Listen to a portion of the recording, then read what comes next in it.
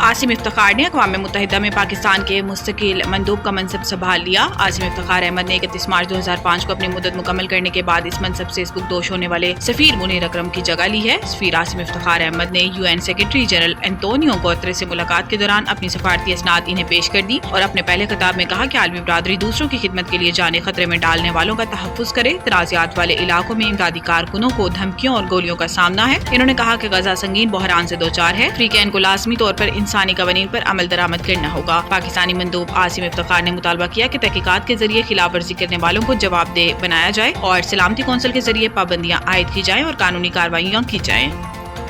वज़ीर आज़म शहबाज शरीफ कल बिजली की कीमत में कमी का ऐलान कर सकते हैं। ज़राए पावर डिवीजन के मुताबिक बिजली 6 रुपए फी यूनिट तक सस्ती हो सकती है। IPPs मुआहिदों के खात्मे और तरमीम से बिजली की कीमत में कमी की गुंजाइश निकली। ज़राए का कहना है कि 29 IPPs से बातचीत मुकम्मल हो चुकी है और 29 IPPs से बातचीत के नतीजे में 2498 अरब रुपए की बचत होगी। ज़राए के मुताबिक ये बचत इन पावर प्लांट्स की 3 से 20 साल मुद्दत के दरमियान होगी। हुकूमत की मुल्क भर में बिजली फी यूनिट सब्सिडी बढ़ाने की भी तजवीज़ है।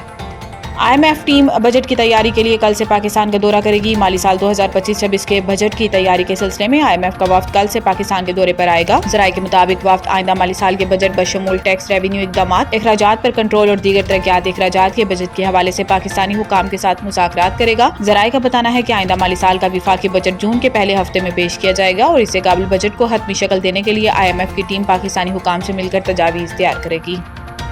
अमेरिका के सदर डोनाल्ड ट्रंप ने दुनिया के मुख्तलिफ ममालिक पर जवाबी टैरिफ आयद करने का ऐलान कर दिया। अमेरिकी सदर ट्रंप ने व्हाइट हाउस में जवाबी टैरिफ के एग्जीक्यूटिव ऑर्डर पर दस्तखत किए और खिताब में कहा कि जवाबी टैरिफ का नफाज अमेरिका के लिए अच्छा होगा। आज का दिन अमेरिकी तारीख के अहम दिनों में से एक है। इनका कहना था कि आज हमारी इक़्तिसादी आज़ादी का दिन है। टैरिफ से हासिल रकम अपने कर्जों की अदायगी के लिए इस्तेमाल करेंगे।